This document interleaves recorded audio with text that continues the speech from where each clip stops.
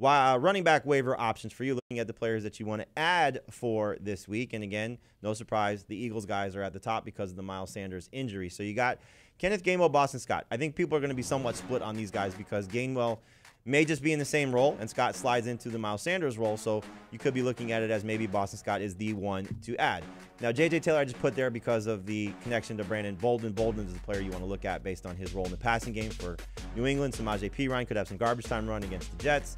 Savon Ahmed could be stepping up now without Malcolm Brown for the Dolphins. And then the two guys at the bottom, we're not going to spend a lot of time on them, but David Johnson, Marlon Mack, they could be traded.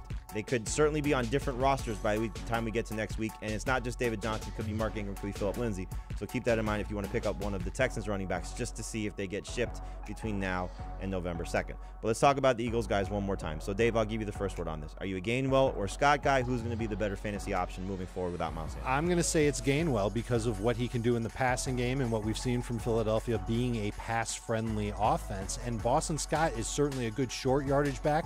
We've seen that over the last few years. We saw it last week. But I'm not sure he's going to be the full-time rushing downs back for however long Miles Sanders is out. Once Miles Sanders comes back, I don't think we're going to see much of Boston Scott. So he's a short-term rental.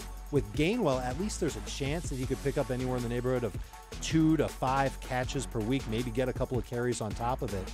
I'm not spending a ton of fab on either one of these running backs, by the way, but if there's one that I think does have some long-term potential, it's Gainwell. Yeah, I think Scott's the one who's most likely to be overlooked. Everybody's going to add Kenneth Gainwell. He should be 85%, 90% rostered when we get to Thursday. But Scott should be on the most added list, and I think he's a decent flex there. The nice thing for Gainwell is even if he doesn't do the rushing work, this Eagles team's so bad that the passing work's a lot more valuable. This might be the 1 week where that's not necessarily true. If they get ahead against the Lions, I wouldn't be surprised if it's Boston Scott who gets 15 carries running the clock out. And again, just one other note on the running backs. Kenyon Drake is at 67%. We usually go 65% or lower. If he's available, I would put him after the Eagles guys as the third running back to add, just based on what his potential role could be if Josh Jacobs misses any time. But obviously he's been playing a lot more the last 2 weeks without John Gruden, so maybe that's something that happens for him moving forward as well.